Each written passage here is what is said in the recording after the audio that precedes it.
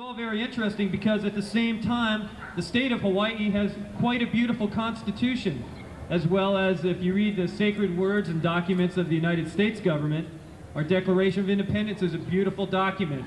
It promotes high ideals and ethics and integrity in taking the power back in our own lives and creating a peaceful and prosperous world and enjoying the God-given rights that our Creator gave us. The government didn't give us our rights. The government is paid to help support and protect our rights. Right in the Constitution of the State of Hawaii in Section 2, it says all persons are free by nature and equal in their inherent and inalienable rights. Among these rights are the enjoyment of life, liberty, and the pursuit of happiness, and the acquiring and possession of property. I spoke to a friend of mine and a famous lawyer in the state earlier today, Jack Schweigert, and asked him, since Jack Herrera was ill and couldn't make it for the program, if Jack could say a few words. Jack also hurt his back yesterday and was unable to be here today, but he said that I could speak for him in this way. He said to read people the right to privacy in the Constitution, which I'm going to do now. But the natural God-given herb, the cannabis plant, actually had some very famous uses. Something that could be grown in a window box or in the backyard. And to me, that's an exciting possibility, that we could help to end a lot of the suffering around us and on our planet. And when I learned more about the cannabis hemp plant and all its fantastic uses that have already been tried and proven over thousands of years, well, then I started to think, oh my God, this war is on a plant, not because it's bad for us, but because it's good for us. Clothing and building products and others in our lives, it puts a perspective on it that's not that comfortable. But it demands our attention. It demands, in my opinion, an open mind. And I am very thankful that I'm living on the Big Island. It's so readily apparent that it's paradise on this earth. And it helps me to see the goodness of life and the potential for having a loving and beautiful existence here. That the feeling of aloha is never far from me in thinking about this war.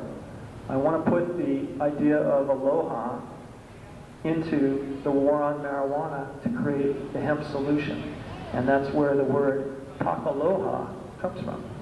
Yeah, we're putting a little love, a little more love in the pakalolo situation. And we thank you for showing up tonight. Appreciate your attendance. And we definitely sent our prayers to Jack over the last few weeks. He spent 11 days in the cardiac care unit. And we're very happy that he's out of it and didn't have to have surgery, although disappointed that he couldn't show tonight.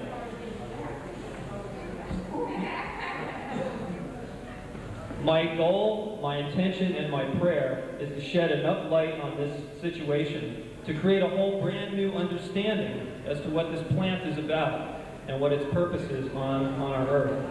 And eventually, with a new understanding, when we find that elusive 100th monkey and create a new race consciousness about what this plant is here for, I think we're going to find a peaceful solution for the users and the non-users of the plant, create amnesty or forgiveness, and then be able to go on and live in this garden, this paradise, in a healthy, happy, prosperous, peaceful way. We've had some success on the Big Island, I must say.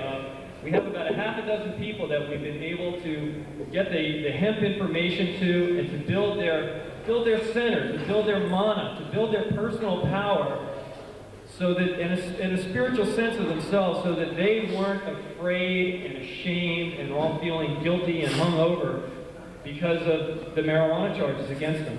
And we're not wrong on this issue. I reiterate, don't be afraid to stand up and speak your truth. It's in the light. We're divine, spiritual, sovereign beings. We have a right to be here and live the way we want. And there's nothing to be afraid of. There's nothing to be ashamed of in doing that. And there's enormous power in it. And I feel an enormous sense of hope for the future with him. And I thank you for being here.